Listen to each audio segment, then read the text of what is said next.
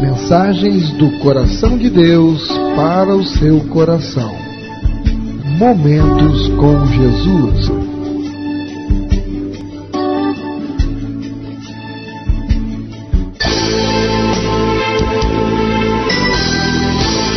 Igreja Batista Novo Horizonte. Um novo horizonte com Jesus em sua vida.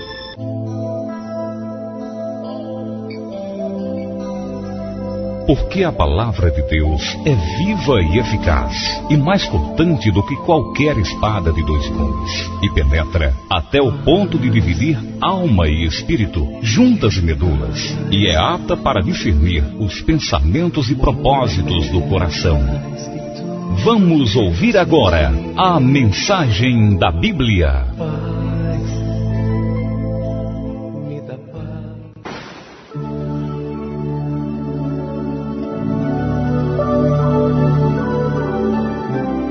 Neste momento, vamos à mensagem da Bíblia, medo do futuro. Eu convido a amada igreja para que me acompanhe na sua Bíblia, no texto de Jeremias, capítulo 29, nos versículos do 11 ao 13. Jeremias 29, os versos do 11 ao 13. No livro de Jeremias, capítulo 29, os versos do 11 ao 13, assim nos diz na santa e gloriosa palavra do Senhor. Eu é que sei que pensamentos tenho a vosso respeito, diz o Senhor, pensamentos de paz e não de mal, para vos dar o fim que desejais. Então me invocareis, passareis a orar a mim e eu vos ouvirei.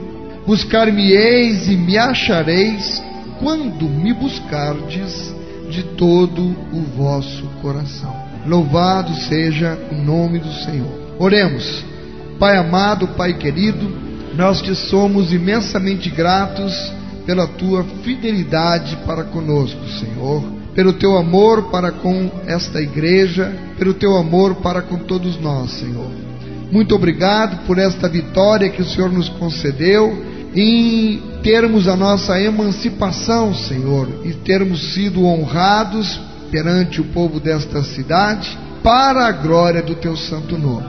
Senhor, agora nós queremos nos alimentar da tua palavra, e nós te pedimos em nome de Jesus, que o Senhor aqui esteja através de seu Santo Espírito, colocando a sua unção sobre os meus lábios, para que da minha boca, Senhor, saiam somente as palavras do seu coração para os nossos corações. Te oro agradecido, em nome de Jesus. Amém. Podeis sentar, amados. Medo do futuro. Irmãos, salvo o melhor juízo, todos nós temos medo do desconhecido, medo do futuro. Todos nós temos medo do desconhecido. Por quê? Porque nós não temos controle sobre ele. Quem sabe o que vai acontecer amanhã? Quem sabe o que vai acontecer no mês que vem, no ano que vem, daqui a 10 anos, daqui a 15 anos? Nós não sabemos. E quando nós não sabemos, foge ao nosso controle. Por isso, nós experimentamos esta sensação, este sentimento chamado medo do futuro. E este medo, é verdade, nos atemoriza. Todos nós temos medo do futuro imediato. Temos medo também do futuro mais adiante, e principalmente muitos têm medo do futuro depois da morte. Então, o nosso problema com o amanhã, ele gira em torno de vários questionamentos, em torno de várias dúvidas, incertezas quanto ao que virá. Alguns pensam, será que eu vou passar no vestibular quando eu conseguir chegar ao fim do colegial? Será que eu vou conseguir me casar? Será que eu vou ter saúde suficiente para manter a minha família até os filhos crescerem? Será que as pessoas vão querer me dar um emprego? São tantas dúvidas, tantos questionamentos. Isto é medo do futuro. Todos nós temos medo do futuro também Porque muitas vezes nós nos sentimos inseguros por falta de não sabermos se somos ou não amados por aquele que tem o poder de controlar o futuro. Muitas pessoas não sentem este amor de Deus, duvidam, desconfiam. Será que eu sou amado por Deus? Como então lidar com o medo do futuro? Eu queria fazer uma ilustração. Era um casamento como tantos outros. Tiveram 2 filhos, viviam brigando. E um dia o esposo saiu de casa. O casal se divorciou. Ele ficou desempregado e não pôde mais pagar a pensão que pudesse ajudar a manter os filhos. E a mulher agora tinha uma família para criar, sem a presença do pai e sem os recursos de uma pensão. E uma das suas grandes indagações era: como vai ser o futuro dos meus filhos? Como eu vou poder sustentá-los? Onde está Deus nisto tudo? Se fosse você, que Deus não permita, mas como você lidaria com estas perguntas? Se você fosse essa mulher, se estivesse no lugar desta mulher, que situação? Vamos procurar nesta noite, na palavra de Deus, algumas respostas. No livro de Jeremias, que já lemos, capítulo 29, e os versos do 11 ao 13, que eu vou ler novamente, na palavra do Senhor. Eu é que sei que pensamentos tenho a vosso respeito, diz o Senhor, pensamentos de paz e não de mal, para vos dar o fim que desejais. Então me invocareis, passareis a orar a mim e eu vos ouvirei. Buscar-me-eis e me achareis, quando me buscardes de todo o vosso coração. Bem, o contexto de Jeremias, que está inserido este texto, ele nos revela que o povo de Israel, neste momento aqui que Jeremias escreve esta passagem, o povo de Israel ele já estava há algum tempo no cativeiro de Babilônia. E todo o sonho de futuro e expectativa das promessas que haviam sido feitas pelo Senhor aos seus antepassados, todos estes sonhos haviam desmoronado. E Deus já inclusive havia avisado que eles ficariam naquele cativeiro por nada mais, nada menos do que 70 anos. Apenas 4 anos haviam se passado até este momento aqui, desde que eles foram levados cativos para a Babilônia. 4 anos. Para 70, que o Senhor havia dito, faltavam ainda 66 anos. E eles, por que estavam no cativeiro? Eles estavam lá no cativeiro babilônico por causa da desobediência a Deus. E o povo, na verdade, estava com uma certa expectativa. Por quanto tempo ficaremos aqui? Será que aos 70 que Deus disse pelo profeta? Não é? Ficavam se questionando, ficavam querendo ouvir alguma outra palavra que viesse ser diferente, que viesse lhes dar alguma outra esperança, porque as palavras do profeta tinham sido duras. 70 anos. Se fosse eu e você, imagine a gente projetar o nosso futuro sabendo, mas ainda 70 anos. Por exemplo, eu que já tenho mais de 50, mais 70 ia ser mais de 120, ou seja, eu certamente estaria convicto de que morreria no cativeiro, como aquelas pessoas que haviam sido levadas cativas. Outras perguntas certamente permeavam a cabeça daquelas pessoas. E os nossos sonhos de cuidarmos dos nossos filhos e de prepará-los para a vida, vamos criar os nossos filhos no cativeiro, nossos filhos serão criados como escravos. E a nossa terra que mana leite e mel, quando a veremos de novo? Será que nós morreremos aqui? E o nosso futuro? O povo, com certeza, estava com medo do futuro. Como será o nosso futuro? O povo estava confuso.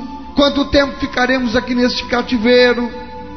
Neste momento, um certo falso profeta chamado Ananias, ele chega, se apresenta. Nós vamos ver no texto de Jeremias 28, os versos de 1 a 3, um pouquinho antes, no capítulo anterior, 28, do 1 ao 3, esse falso profeta Ananias, ele se apresenta e diz, com a maior cara de pau, que em 2 anos o povo seria liberto do cativeiro. Vamos ler Jeremias 28, do 1 ao 3. No mesmo ano, no princípio do reinado de Zedequias, rei de Judá, isto é, no ano 4º, amém, igreja? 4 anos. No 5º mês, Ananias, filho de Azuri, profeta de Gibeão, me falou na casa do Senhor, na presença dos sacerdotes de todo o povo, dizendo... Me falou para quem? Para Jeremias. Jeremias é quem está escrevendo. E o Ananias, o falso profeta, fala para Jeremias na presença de quem? Dos sacerdotes e de todo o povo, dizendo: assim fala o Senhor dos exércitos, o Deus de Israel, dizendo: quebrei o jugo do rei da Babilônia. Dentro de 2 anos eu tornarei a trazer a este lugar todos os utensílios da casa do Senhor, que daqui tomou Nabucodonosor, rei da Babilônia, levando-os para a Babilônia. É impressionante.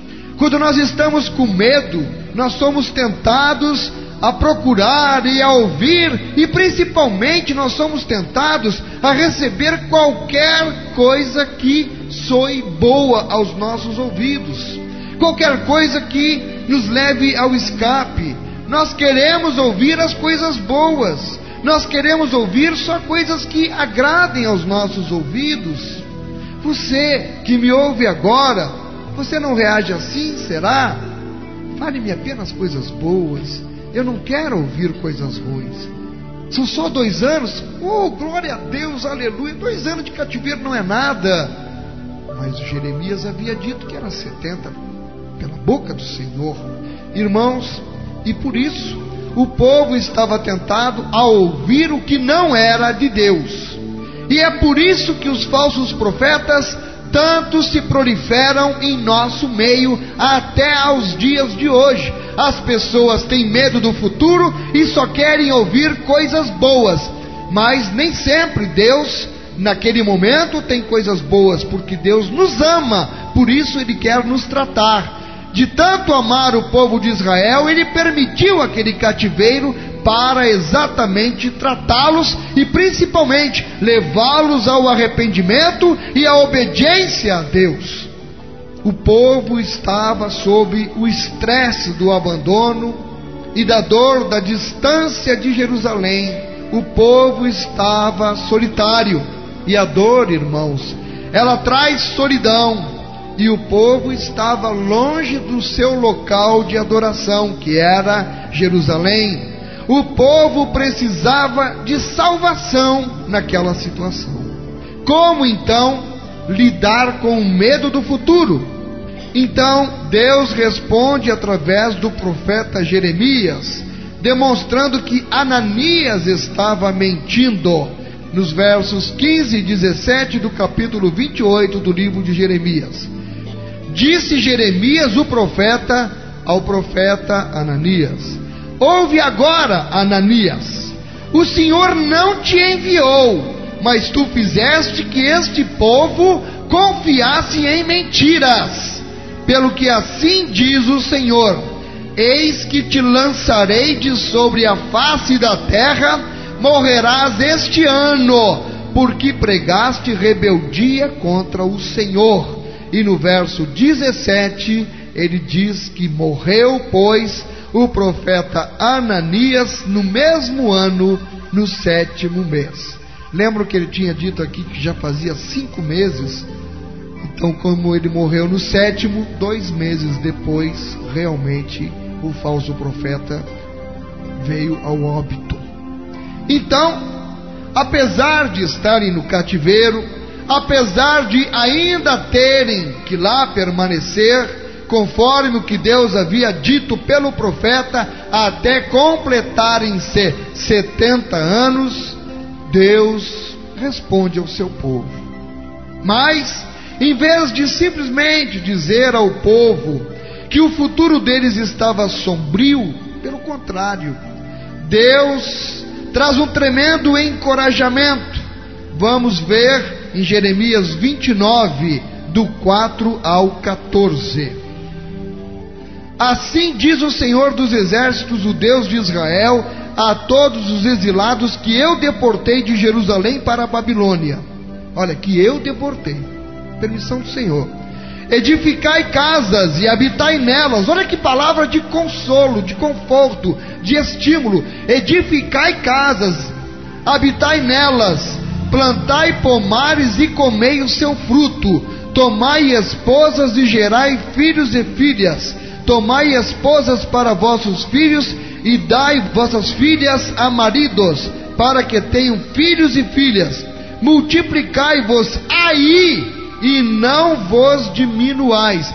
Aí aonde, irmãos? Em Jerusalém? Não, no cativeiro. Que palavra Deus manda dizer ao povo que estava no cativeiro? Em outras palavras, vocês vão ficar aí sim 70 anos, mas o que eu estou mandando é que vocês procurem se alegrar em onde vocês estão. Façam casas, habitem nelas, procurem uma condição melhor de vida, procurem modificar a situação do cativeiro, em vez de ficar chorando aí, porque eu determinei que é 70 anos. Casem-se, deem as suas filhas em casamento, procurem levar uma vida sem se importar que estão no cativeiro. Procurai a paz da cidade para onde vos desterrei. Incrível, irmãos. Procurai a paz daquela cidade onde eles estavam. E olha, e orai por ela ao Senhor. E a palavra diz que nós devemos orar por aqueles que nos perseguem. Eles estavam no cativeiro e Deus manda que eles orassem por quem os estava escravizando. Porque na sua paz vós tereis paz. Eita, que palavra abençoada. Orar por aqueles que nos perseguem, para que eles sejam alcançados pelo Senhor, para que eles passem então a desfrutar de paz, e eles estando em paz, nós também vamos viver em paz. Que ensinamento maravilhoso! Louvado seja o nome do Senhor, porque assim diz o Senhor dos Exércitos, o Deus de Israel: não vos enganem os vossos profetas que estão no meio de vós, nem os vossos adivinhos, nem deis ouvidos aos vossos sonhadores, que sempre sonham segundo o vosso desejo. Olha, segundo o vosso desejo. Eles dizem as palavras que as pessoas querem ouvir, e não o que Deus mandou. Porque falsamente vos profetizam eles em meu nome, eu não os enviei, diz o Senhor. Assim diz o Senhor: logo que se cumprirem para a Babilônia 70 anos, atentarei para vós outros e cumprirei para convosco a minha boa palavra, tornando-o a trazer-vos para este lugar. E aí ele diz essa maravilha, esta pérola da palavra do Senhor: eu é que sei que pensamentos tenho a vosso respeito, diz o Senhor. Vocês não sabem nada. Eu é que sei qual é o melhor para vocês, porque vocês estão passando por isso.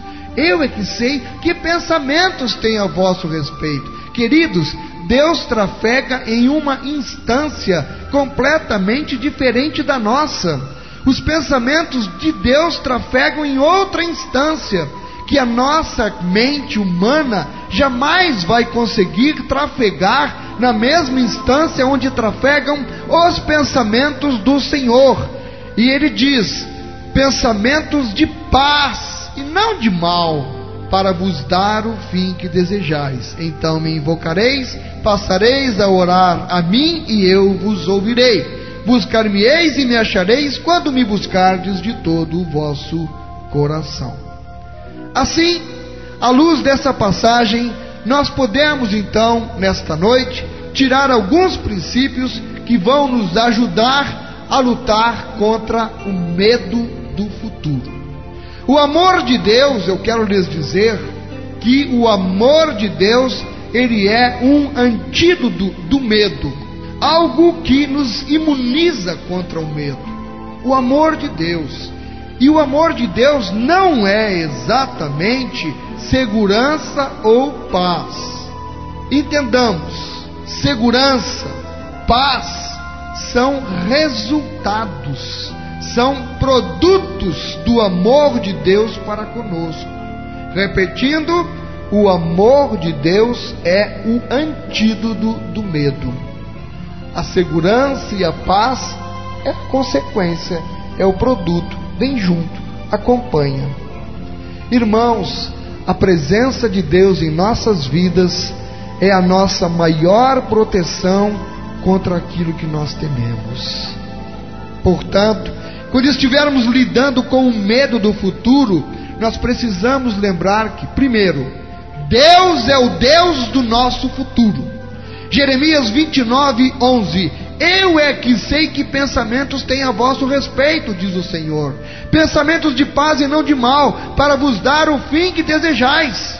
Deus conhece tudo a meu respeito, Deus conhece tudo a seu respeito. Diz a palavra do Senhor em Hebreus capítulo 4, versículo 13: não há criatura que não seja manifesta na sua presença, pelo contrário, todas as coisas estão descobertas e patentes aos olhos daquele a quem temos de prestar contas.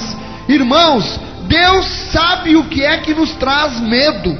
Deus sabe o que iremos precisar amanhã. Deus sabe aquilo que está nos afligindo hoje. Deus sabia da aflição do povo no cativeiro, insegurança, solidão, falta de recursos, dominados pelo temor. E da mesma forma que hoje Deus sabe tudo aquilo que igualmente nos aflige, por isso, como é maravilhoso confortarmos-nos ao saber que aquele que nos ama não nos deixará ao léu no meio do nosso medo.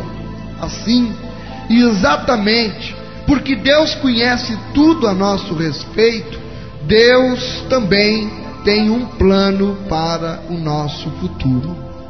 Planos de paz.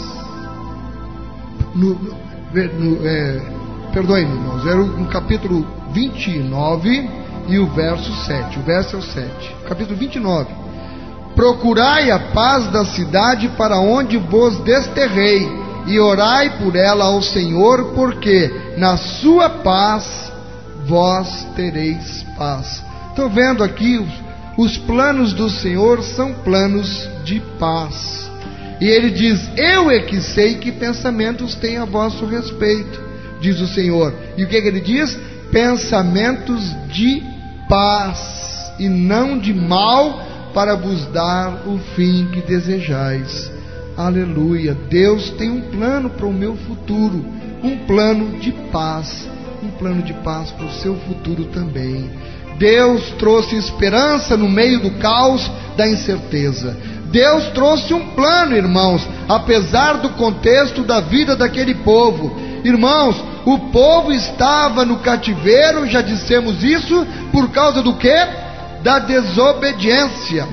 E nós observamos nos textos sagrados que Deus não definiu exatamente o plano que Ele tinha, mas nós podemos perceber que era um plano, com certeza, baseado na promessa dele.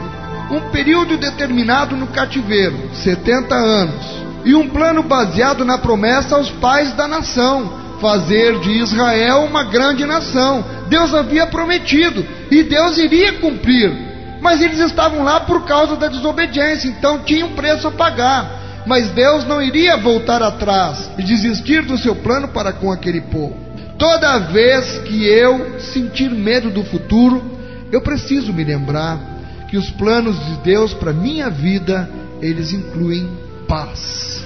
Veja bem, paz não significa ausência de conflito. Paz necessariamente não significa mudança nas condições. Paz significa estar num contexto adverso, como era o caso deles, e Deus disse: construam casas, habitem nelas, casem-se, orem pelas pessoas para que eles tenham paz, e vocês aí vão passar a ter paz.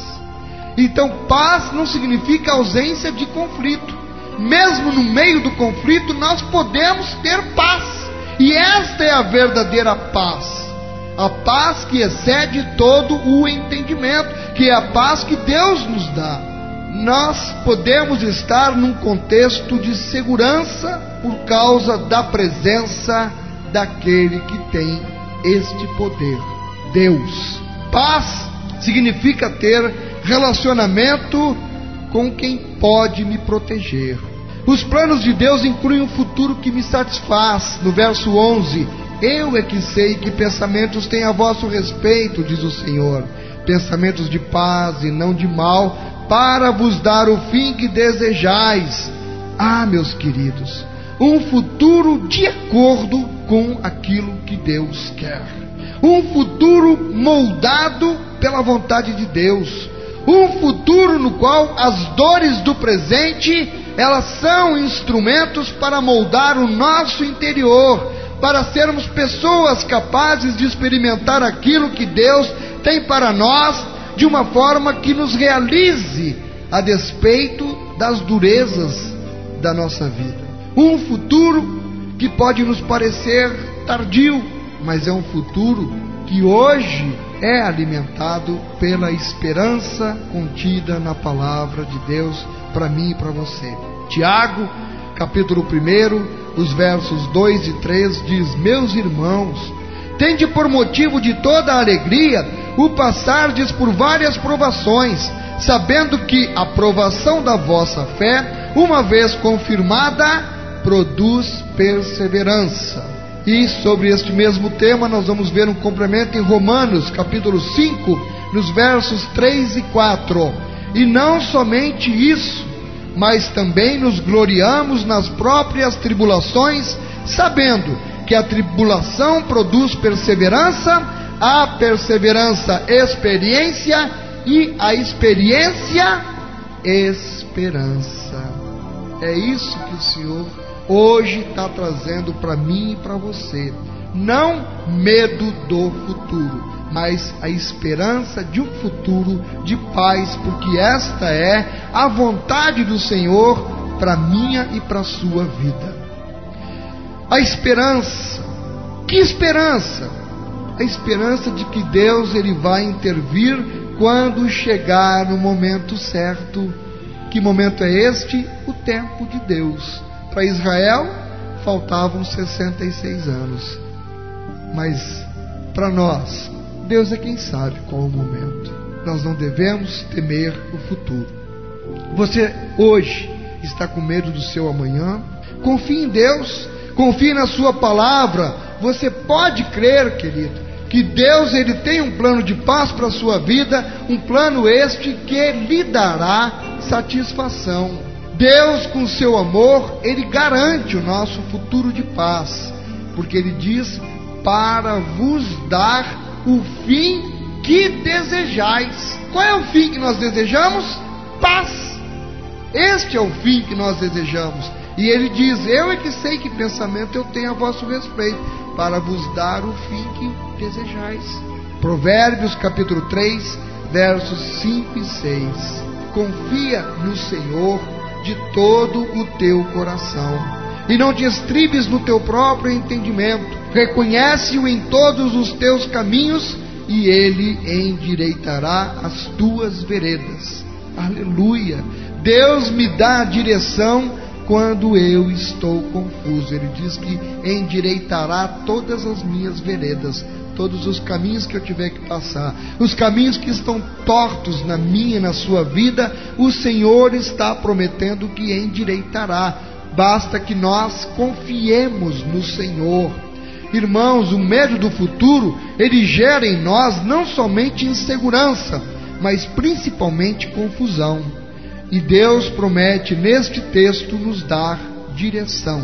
Provérbios capítulo 3, versículo 6. Reconhece-o em todos os teus caminhos, e ele endireitará as tuas veredas. Aleluia.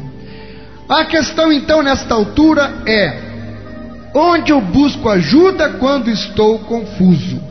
O Salmo 121, os versos 1 e 2. Elevo os olhos para os montes, de onde me virá o socorro? O meu socorro vem do Senhor, que fez o céu e a terra. Queridos, a direção que Deus providencia, ela está relacionada com a minha decisão de não confiar em mim mesmo. Eu preciso confiar em quem? É no Senhor que fez o céu e a terra. Porque é de Deus que vem o escape quando eu estou tentado. Nos garante a palavra em 1 Coríntios, capítulo 10, versículo 13. E não vos sobreveio tentação que não fosse humana, mas Deus é fiel e não permitirá que sejais tentados além das vossas forças. Pelo contrário, juntamente com a tentação, vos proverá livramento de sorte que a possais suportar. E eu pergunto, o que é tentação? Tentação, eu respondo, é a indução para desobedecer a um princípio bíblico. Por isso é que o medo revela em nós certas fraquezas. E o medo pode levar-nos a atitudes escusas, justamente pelo medo de sofrermos com a perda que pela insegurança acreditamos em algum momento poderemos vir a ter no futuro. O medo pode levar-nos a ser tentados a desconfiar da atuação de Deus para resolver os nossos problemas. Mas, queridos, Deus sabe dos nossos limites. Quando nós caímos, é porque nós desistimos de confiar. E Deus nos suprirá o que precisamos para aguentar o teste, seja ele qual for. Por quê? Porque Deus é fiel para nos socorrer e nos prover o escape no momento necessário. Você tem medo do futuro? Lembre-se, Deus nos garante a sua presença quando estamos solitários. O medo gera em nós um sentimento de solidão. E a solidão, por sua vez, ela nos faz sentir impotentes, rejeitados. Mas ouça a promessa de Deus: nunca, jamais te abandonarei. Hebreus capítulo 13, versos 5 e 6. Contentai-vos com as coisas que tendes, porque ele tem dito: de maneira alguma te deixarei, nunca, jamais te abandonarei. Assim, afirmemos confiantemente: o Senhor é o meu auxílio, não temerei. Que me poderá fazer o homem? Estar presente com os seus filhos é uma expressão do amor de Deus, porque aquele que ama, ele é presente. 1 João capítulo 4, verso 18. No amor não existe medo. Estamos tratando do medo. Você tem medo do futuro, mas Deus nos diz que Ele é amor, e no amor, ou seja, em Deus não existe medo. No amor não existe medo. Antes, o perfeito amor lança fora o medo. Ora, o medo produz tormento. Logo, aquele que teme não é aperfeiçoado no amor. Amados e queridos ouvintes da palavra de Deus, Deus promete estar conosco em todos os passos da nossa caminhada para conseguirmos chegar ao futuro que Ele tem reservado para nós. Concluindo, eu preciso sempre me lembrar, e você também, eu posso enfrentar o medo porque Deus está comigo. Jeremias 29, os versos 12 ao 14, para concluir. Então me invocareis, passareis a orar a mim e eu vos ouvirei. Buscar-me-eis e me achareis quando me buscardes de todo o vosso coração. Serei achado de vós, diz o Senhor, e farei mudar a vossa sorte. Queridos, a promessa de Deus é que Ele será achado quando o buscarmos com inteireza de coração.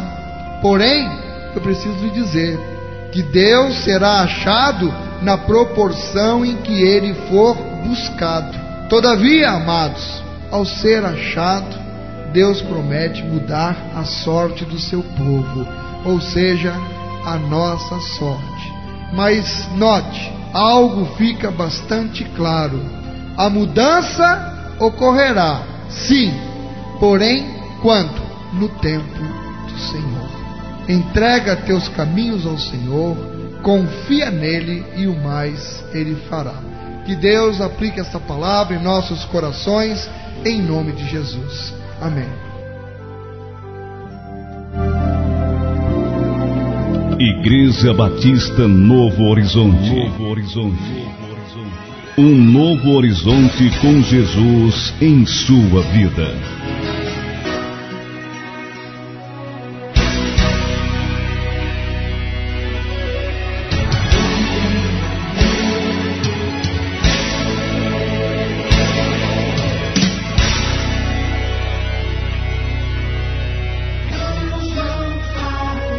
Não tenha medo do deserto escaldante, Deus tem sempre água por lá. Não tenha medo da fornalha fulminante, Deus também tem anjo lá. Não tenha medo de atravessar o mar, porque Deus vai segurar as águas pra você passar. Quem por Deus é escolhido nunca está desprotegido, do outro lado vai chegar.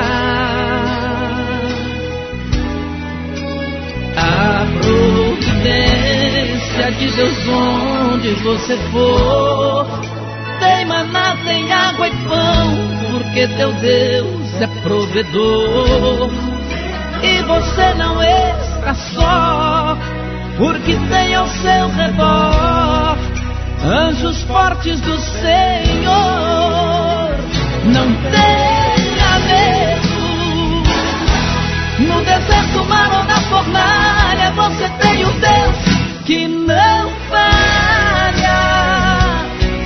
O olhar de Deus é verdadeiro, porque Ele é fiel e não falha. Não tenha medo, se você orar e confiar, Deus vai te responder. Deus não falha. Os exércitos de Deus trabalham quando você crê.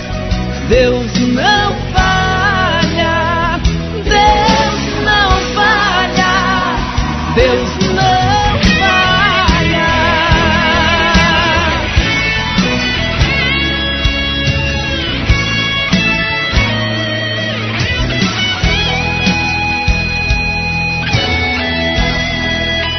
Não tenha medo de atravessar o mar, porque Deus vai segurar as águas pra você passar.